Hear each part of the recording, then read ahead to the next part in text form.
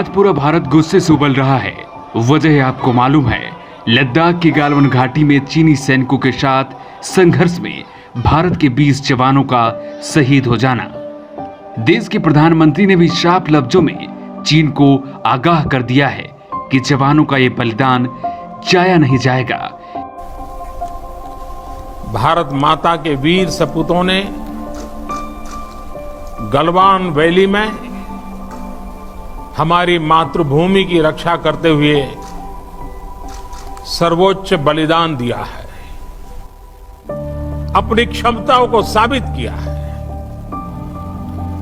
त्याग और तितिक्षा हमारे राष्ट्रीय चरित्र का हिस्सा है, लेकिन साथ ही विक्रम और वीरता भी उतना ही हमारे देश के चरित्र का हिस्सा है।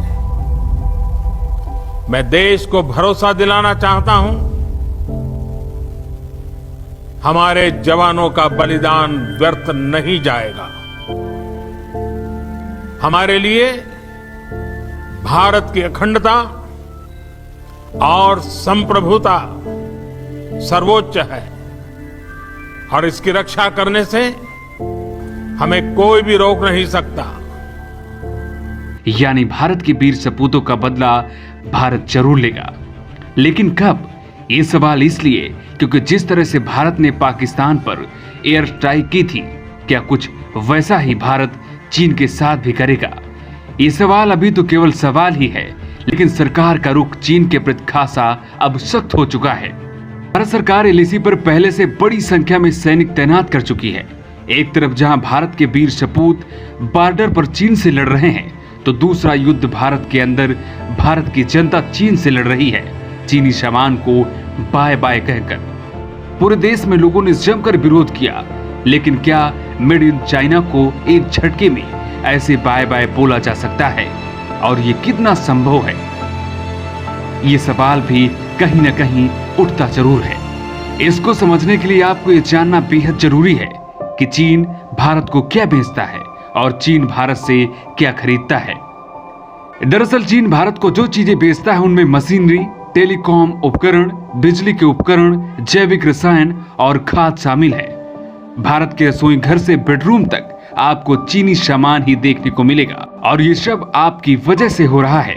दरअसल ग्राहक ये चाहता है कि कुछ नया मिले लेकिन सस्ता हो, कुछ सस्ता मिले लेकिन सुंदर हो। ऐसे में व्यापारी के पास चीनी सामान के बेचने के अलावा कोई दूसरा विकल्प ही नहीं होता। ऐसे में जब भारत में चीनी सामान को बाय बाय कहने की रफ्तार तेज पकड़ रही है, तो सवाल ये भी उठता है कि क्या इतना आसान है भारत का चीनी सामान को बाय बाय कहना? अगर बात की जाए भारत में चीन की निवेश की, तो चीन भारत में करीब 6 अरब डॉलर का प्रत्यक्ष विदेशी निवेश कर चुका है। फिर चाहे ई कॉमर्स हो या मीडिया, एग्रीगेशन हो या फिर लॉजिस्टिक्स, चीन ने हर जगह अपना दबदबा बनाकर रखा है। ऐसे में कैसे चीनी सामान को इतना जल्दी आप बाय बाय कह सकते हैं?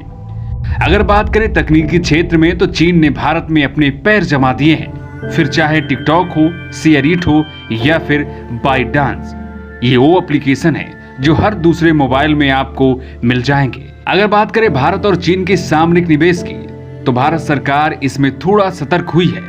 हाल ही में उसने अपनी नई प्रत्यक्ष विदेशी निवेश यानी एफडीआई नीति को यह कहकर टाल दिया कि भारत के साथ जमीनी सीमा से जुड़े देशों के सभी निवेशों को निवेश से पहले मंजूरी की आवश्यकता जरूरी होगी। भारत और चीन के बीच कारोबार 2002 में करीब 3 अरब डॉलर का था, जो 2008 में बढ़कर 51.8 अरब डॉलर का हो गया। 2018 में दोनों देशों के बीच कारोबार में और तेजी आई और कारोबार 51.8 से बढ़कर 95.54 अरब डॉलर का हो गया। लेकिन 2002 से लेकर 2018 तक चीन और भारत के बीच कारोबार तो बढ़ा, लेकिन इसमें फायदा केवल चीन को ही हुआ। भारतीय विदेश मंत्रालय की वेबसाइट की अगर माने, तो 2018 में भारत चीन के बीच करीब 95.54 अरब डॉलर का कारोबार हुआ, लेकिन इसमें भारत ने जो सामान निर्यात किया उसकी कीमत 18.84 अरब डॉलर थी। इसका मतलब ये है कि चीन ने भारत से कम सामान खरीदकर भारत को उससे 4 गुना सामान बेच दिया। ऐसे में इस कारोबार में चीन को फायदा अधिक हुआ और भारत को नुकसान। अब आप ये जरूर सोचिएगा कि चीनी सामान को इतना आसानी से कैसे बाय बाय कहा जा सकता है। हालांकि ये संभव है, उसके लिए आपको लंबा इंतजार करना पड़ेगा। Bureau report, new times.